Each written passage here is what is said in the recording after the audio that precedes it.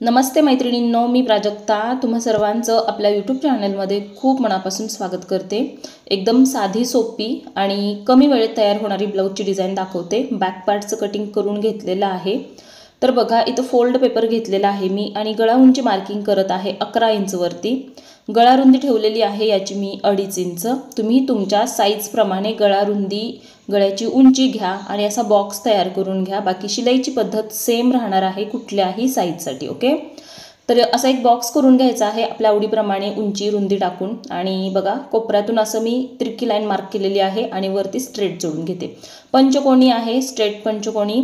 बऱ्याच जणांना पंचकोनी गळा बनवायला अवघड वाटतो, तर एकदम सोपा आहे। व्यवस्थित बघा, अशा पद्धतीने मार्किंग करून घ्यायचं। बाहेरून 1 इंच वाढवून घ्यायचा आहे पेपर आणि वाढवलेल्या मार्किंग प्रमाणे कटिंग करायचं। त्यानंतर पेपर उलटा करायचा। हे मार्किंग पुसटसं दिसत असतं आपल्याला, ते दुसऱ्या बाजूकडे असं डार्क करून घ्यायचं आहे। म्हणजे आता आपलं मार्किंग जे आहे ते अखंड झालं। यामुळे काय होतं, आतला भाग आपल्याला पेपरचा कटिंग करावा लागत नाही, आपला गळा परफेक्ट होतो। गळ्याचं माप जे आहे ते परफेक्ट येतं, उंची, गळा रुंदी आणि गळ्याचा शेप सुद्धा एकदम छान येतो। ठीक आहे, सेंटर लाईन मार्क करून घ्यायची आहे पेपरला, अस्तरला। आणि या पद्धतीने आपल्याला काय करायचं आहे, हा मेन कपडा सरळ ठेवायचा आहे, सरळ बाजूकडे अस्तर ठेवायचं आहे आणि या अस्तरवरती हा पेपर ठेवायचा आहे। बघा, अशा पद्धतीने एक्स्ट्रा अस्तरची गरज नाही, हात शिलाई करायची गरज नाही। ज्यावेळी मेन कपडा असा जाड असतो त्यावेळी तुम्ही गळा अशा पद्धतीचा बनवू शकता।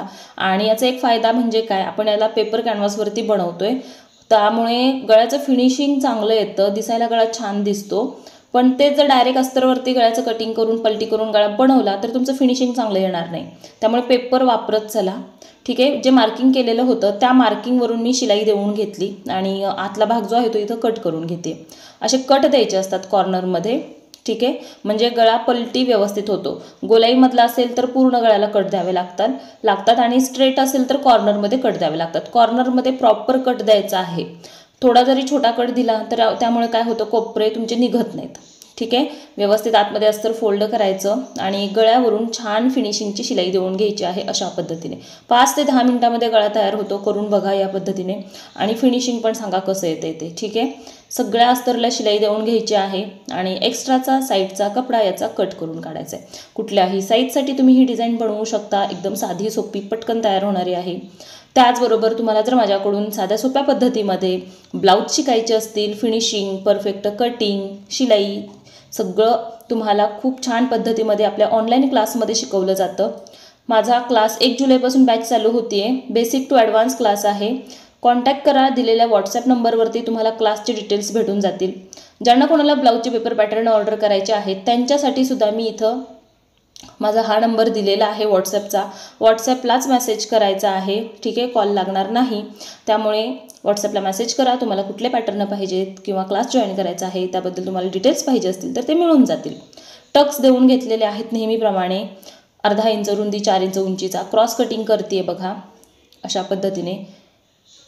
त्याच्यानंतर याला कंबरपट्टी लावायची आहे। मी प्रत्येक ब्लाऊजला कंबरपट्टी लावते। मी कमरेमध्ये कधीही ब्लाऊज पलटी करून बनवत नाही। ठीक आहे, त्याचं फिनिशिंग चांगलं येत नाही, ब्लाऊज कमरेमध्ये फिटिंग व्यवस्थित बसत नाही, तर तुम्ही प्रत्येक ब्लाऊजला एक्स्ट्रा पट्टी लावायची आहे। यामुळे सपोर्ट छान भेटतो। ठीक आहे, आणि ब्लाऊज पण खूप छान बसतो, त्यामुळे पट्टी लावायचीच आहे कंपल्सरी।